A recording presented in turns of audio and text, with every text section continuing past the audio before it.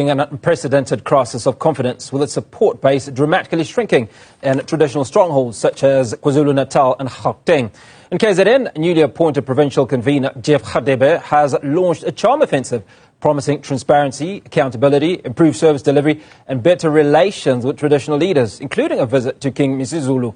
Meanwhile, in Gauteng, the party also doing some serious soul-searching at his provincial khotla, with leaders warning of an existential crisis if grassroots structures aren't urgently rebuilt. Joining me now to unpack these issues is political analyst Sandile Swana. Sandile, great to speak to you. Now let's begin in KZN, where Jeff Radebe is promising a new era of transparency and accountability to win back voters. In your view, does the ANC have the internal machinery and political will to follow through, or are these just tactical statements made under the pressure that they're under at the moment? Oh, thank you so much, Hugo.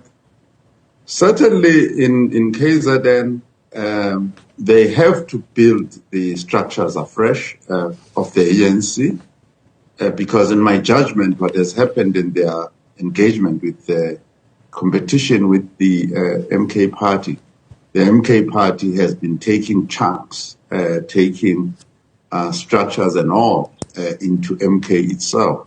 So I think, by and large, in some of these places, the ANC has been left with almost nothing.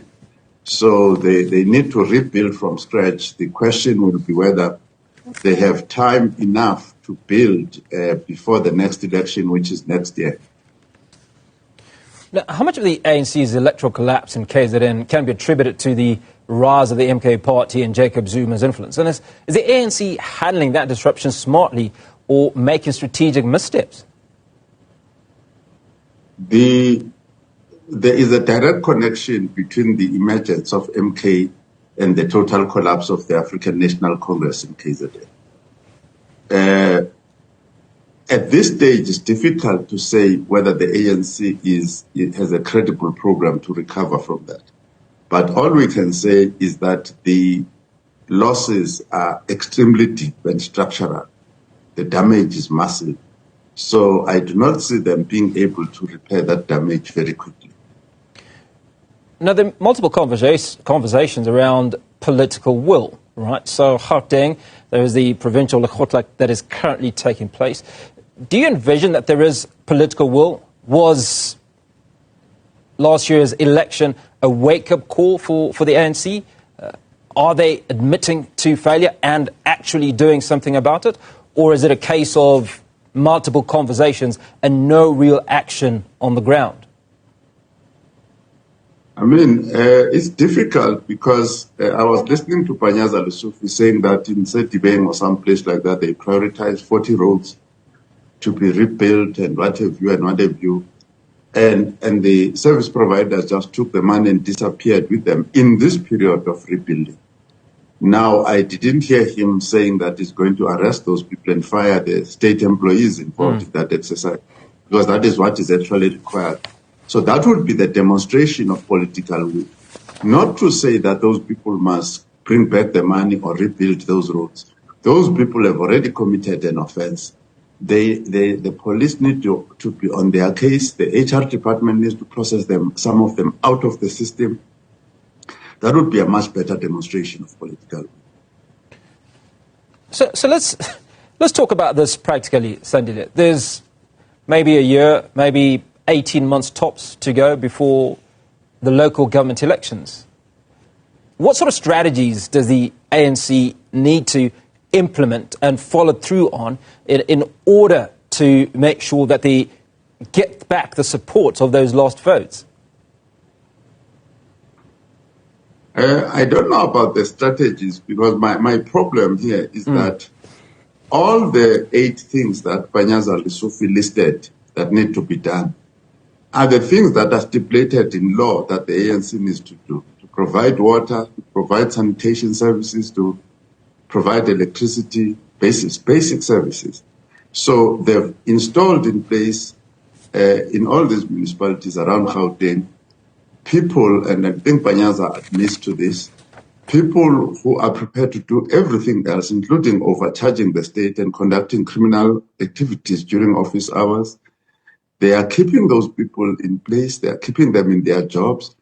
and the service delivery is not happening because time and resources are being diverted to these criminal activities and self-enrichment.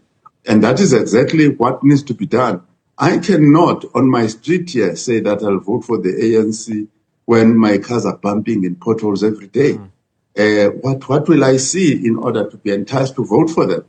The issue is about the services must be there, and they must be consistently there. The ready, steady supply of municipal services over the next 12 months or so. So that, to me, needs to be there before we can talk about fancy marketing strategies or anything like that. So I foresee two challenges here. Now, the one challenge, obviously, is ensuring that service delivery is delivered. Service delivery happens. The issues that you're talking about, electricity, water, collection of refuse, filling up of potholes, etc., stuff that the ANC government, or any government, is expected to do and not receive accolades for it because that's why they were voted into power. But the second issue then speaks to the fact that there are a number of other political players who are in the same space, who are performing, so to speak. How much of a challenge does this pose to the ANC government? I don't see, too much of a challenge. For instance, I haven't been to Midvaal. I suppose that's what you're talking about, a municipality like Midvaal, to go and see what's happening.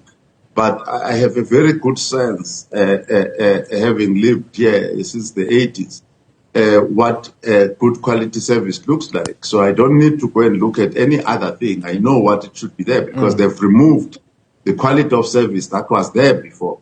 So we know what we've been losing over the years. So they need to restore that. So the fact that there are other high-performing, which are very few, by the way, very, very few. I think there's one in Gauteng.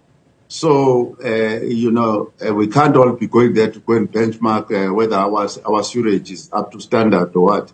No, I don't think that's a very relevant factor. The failure of the ANC cannot be blamed on the DA, cannot be blamed on the EFF. MK is a new party. So those two parties, EFF and DA, are not responsible for the failure of the ANC. It is the criminals who are full-time in the ANC municipalities, in the ANC offices, who are actually causing the failure of the ANC. That is what Panyaza needs to deal with, to remove those criminals completely. And what will it take for the removal of those criminals? There is nothing that it takes. There's nothing. If I want to remove a criminal out of my yard, I can take my gun and remove the criminal. If you are leading an organization, you need to say, this is the list of the people, secretary of the SG. Remove these people. Remove these people from the organization. Remove them from deployment. That's all it takes. We have been leaders of the structures of the mass democratic movement before. This lack of discipline is new. This is a new phenomenon where there's just people do wrong and actually commit crimes and they are tolerated and accommodated. It's a new phenomenon. And Panyaza Lesufi knows it's in the constitution how people must be fired, and they must be fired very quickly. So it takes us to the next point, and that's around factionalism, which has long haunted the ANC, both in Gauteng and KZN. We're hearing talk of unity and rebuilding, but how deep is the rot? And can unity really be achieved when trust within the party itself is fractured? It all takes leadership.